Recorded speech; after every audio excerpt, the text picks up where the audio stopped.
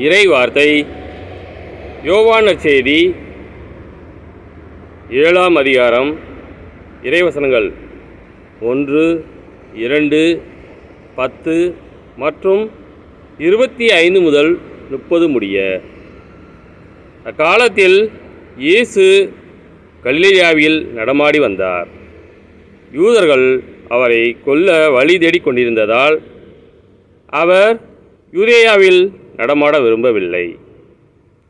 யூதர்களின் கூடார விழா அண்மையில் நிகழவிருந்தது.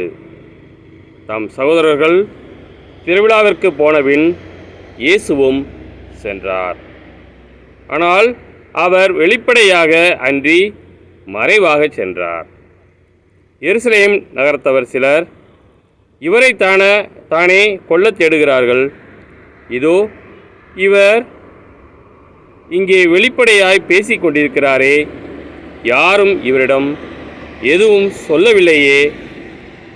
ஒருவேளை இவரே மெசியா என்று தலைவர்கள் உண்மையாகவே உணர்ந்து கொண்டார்களோ? ஆனால் மெசியா எங்கிருந்து வருவார் என்பது யாருக்கும் தெரியாமல் அல்லவா இருக்கும்? இவர் எங்கிருந்து வருகிறார் என்பது நமக்கு தெரியுமே என்று பேசிக்கொண்டனர். ஆகவே கோவிலில் கற்பித்துக் கொண்டிருந்த போது இயேசு உரத்த குரலில், நான் யார், நான் எங்கிருந்து வந்தேன் என்பவை உங்களுக்கு தெரியும்.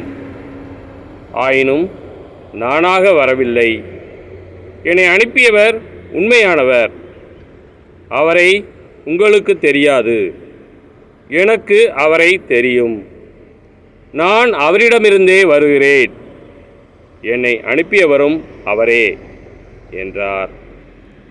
இதை கேட்ட அவர்கள் இயேசுவை பிடிக்க முயன்றார்கள். எனினும் அவருடைய நேரம் இன்னும் வராததால் யாரும் அவரை தொடவில்லை.